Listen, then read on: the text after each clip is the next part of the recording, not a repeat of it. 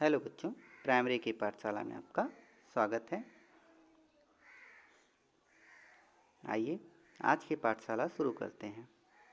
आज की पाठशाला में हम पढ़ेंगे कक्षा 4 हमारा परिवेश से पाठ 1 हमारा परिवार हमारी पहचान। बच्चों, आप अपनी किताब खोल लीजिए और इस पाठ को पढ़ें। उससे पहले हम थोड़ा सा समझेंगे। चलिए, यहाँ पर आपको 2 चित्र दिखाई दे रहे हैं। 2 परिवार है, चित्र 1 परिवार और चित्र 2 परिवार। ठीक है बच्चों, यहाँ पर आप देख रहे हैं कि एक परिवार में व्यक्तियों की संख्या बहुत ज़्यादा है इसमें, और एक परिवार में व्यक्तियों की संख्या बहुत कम है। ठीक है बच्चों, तो ऐसा परिवार जिसमें व्यक्तियों की संख्या कम होती है, ठीक है, या कह सकते हैं कि जिस परिवार में केवल माता पिता और उनके बच्चे रहते हैं, उसे एकाकी परिवार कहते हैं। ठीक है बच्चों, यहाँ पर आप देखिए निगार है। निगार के माँ पिताजी और उसकी बहन सायरा, ये लोग एक परिवार में रहते हैं। इस तरह के परिवार को एकाकी परिवार कहते हैं। अगला, संयुक्त परिवार। बच्चों, आप इस चित्र में देख रहे हो कि ढेर सारे लोग हैं और ये परिवार है अंकिता का। यहाँ पर अंकिता के माता पिता हैं और उसके दादा दादी हैं। अंकिता के चाचा चाची और चचेरे भाई बहन अंशु और सुधा। ठीक है बच्चों, तो इस तरह का परिवार संयुक्त परिवार कहलाता है, जहाँ पर माता पिता के साथ साथ उनकी कई पीढ़ियाँ रहती हैं। चलिए, अब हमारा परिवार हमारी पहचान कैसे और परिवार में रहने से हमें कौन से फ़ायदे होते हैं। तो बच्चों, परिवार में रहकर सबसे बड़ी बात जो होती है कि हमारी ज़रूरतें पूरी होती हैं। ठीक है, आपकी सारी ज़रूरतें कौन पूरी करता है? आपका परिवार पूरी करता है। स्कूल भेजना, किताबें, खाना, कपड़े, घुमाना, मिठाई, त्यौहार, जो भी आपकी ज़रूरत होती है वो कौन पूरा करता है? आपका परिवार।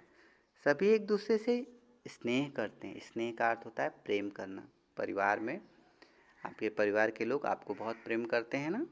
ठीक है, परेशानी के समय एक दूसरे की सहायता करते हैं। ठीक है, सुरक्षा होती है ना बच्चों। आप परिवार में रहते हैं तो आपकी सुरक्षा होती है। अभी आप लड़के जाते हैं, कोई आपको मार देता है तो आप सीधे कहाँ जाते हैं? मम्मी के पास जाते हैं, पापा के पास जाते हैं शिकायत लेके ना।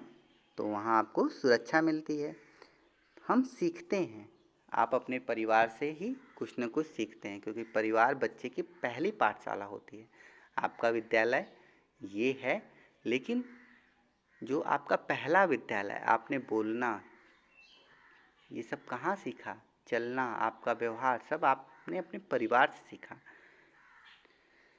मिलजुल कर काम निपटाते हैं, है ना, त्यौहार मनाते हैं। परिवार से हमें पहचान मिलती है। ठीक है बच्चों, जैसे आप कहीं भी जाते हैं तो लोग आपके मम्मी या पापा का नाम लेके या दादा दादी का नाम लेके कहते हैं कि ये उस परिवार का है, तो उस परिवार से आपको पहचान मिलती है।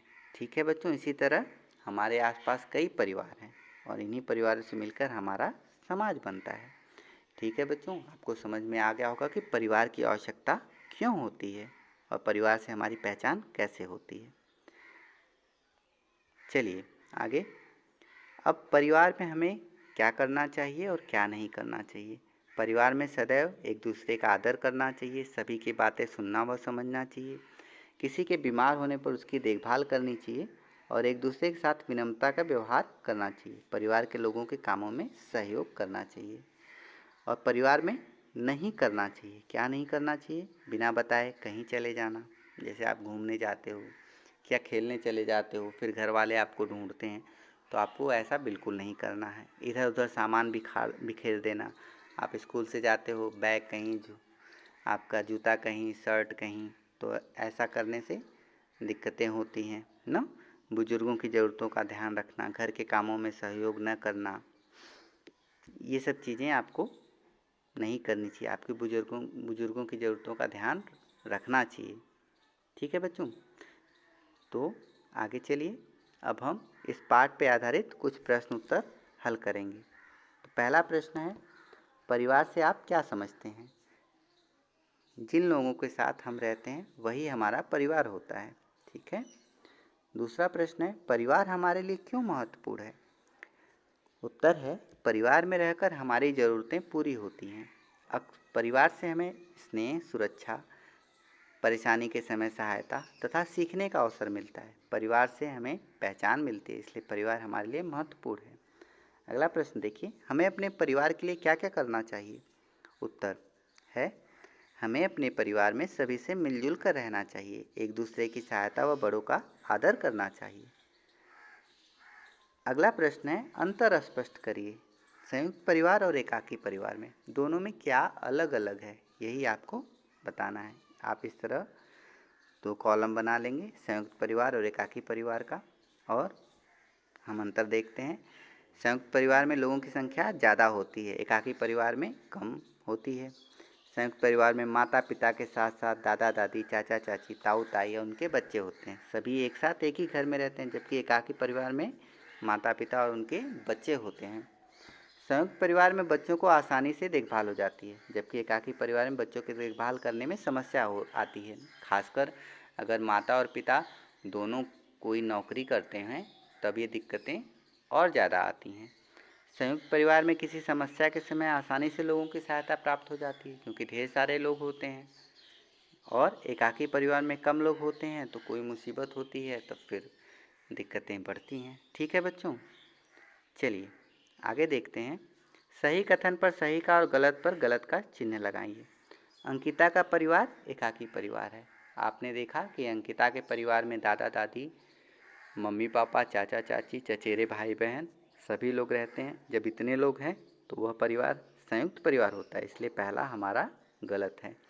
सायरा और निगार संयुक्त परिवार में रहते हैं। सायरा के परिवार में बस उसके माता पिता और उसकी बहन रहती है, इसलिए उसका परिवार एकाकी है, इसलिए यह प्रश्न भी गलत है। परिवार के साथ रहते हुए हम सीखते हैं, यह बिल्कुल सही है, इसलिए आप सही का टिक करेंगे। परिवार हमारी सुरक्षा करता है, यह भी सही है। संयुक्त परिवार में माता पिता, दादा दादी, चाचा चाची सभी एक साथ एक ही घर में रहते हैं, बिल्कुल सही। एकाकी परिवार में माता पिता व उनके बच्चे ही होते हैं, ये भी सही है। परिवार से हमें पहचान मिलती है, बिल्कुल सही। ठीक है बच्चों, आप इसे अपनी कॉपी पे उतार लेंगे। ये आपका ये पाठ समाप्त हो गया। हम आशा करते हैं कि आपको अच्छी तरह समझ में आ गया होगा। धन्यवाद।